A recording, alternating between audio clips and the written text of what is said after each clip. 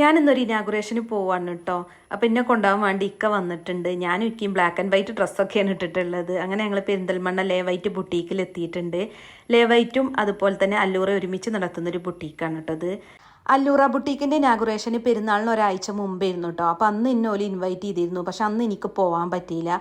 അപ്പോൾ പിന്നെ ലേ വൈറ്റ് ബുട്ടീക്കിൻ്റെ ഇനാഗുറേഷന് വിളിച്ചപ്പോൾ ഞാൻ എന്താണെങ്കിലും പോയതാണ് കേട്ടോ.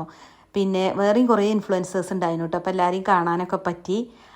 മോളും ഇവിടെ ഇല്ലാത്തതുകൊണ്ട് കുറേ ബുദ്ധിമുട്ടുകളുണ്ടല്ലോ. അതിലൊരു മെയിൻ ബുദ്ധിമുട്ടാണ് കേട്ടോ. അതുപോലത്തെ പരിപാടികൾക്കൊക്കെ പോകുമ്പോൾ ഒറ്റയ്ക്ക് പോകണം. ഞാൻ ഋഷുവിനെ കൂട്ടിന് വിളിച്ചതാണ് കേട്ടോ. പക്ഷേ ഋഷു പോകുന്നില്ല. അവൻ ഇതിനൊന്നും ഇൻട്രസ്റ്റ് ഇല്ല. പിന്നെ ഇപ്പോൾ ഇക്കാക്കിൻ്റെ കൂടെ അങ്ങനെ പോരാനൊന്നും പറ്റൂലല്ലോ. അപ്പോൾ എപ്പോഴും എവിടെ ചെന്നാലും ഒരു സ്റ്റാർട്ടിങ് ട്രബിൾ ഉണ്ടാകും. പിന്നെ നമ്മൾ പരിചയമുള്ളവരൊക്കെ ഒപ്പം കിട്ടിയാൽ പിന്നെ നമുക്കൊരു സമാധാനമാണ്. പിന്നെ അങ്ങനെ സംസാരിച്ചിരുന്ന് പിന്നെ ആ ഒരു അറ്റ്മോസ്ഫിയറൊക്കെ ആയിട്ട് കംഫർട്ട് ആവും. പിന്നെ നമുക്ക് ഓല വക ഗിഫ്റ്റൊക്കെ ഉണ്ടായിരുന്നു കേട്ടോ. ലേ വൈറ്റ് ബുട്ടീക്കിൽ പിന്നെ നമുക്ക് വേണ്ട രീതിയിലൊരു ഡ്രസ്സൊക്കെ കസ്റ്റമൈസ് ചെയ്ത് തരും കേട്ടോ. ഫംഗ്ഷനൊക്കെ കഴിഞ്ഞേക്ക് തന്നെ ഞാൻ ഇക്കാനെ വിളിച്ചു കേട്ടോ. ഇക്കാൻ്റെ ഷോപ്പ് ഇവിടെ അടുത്ത് തന്നെയാണ്.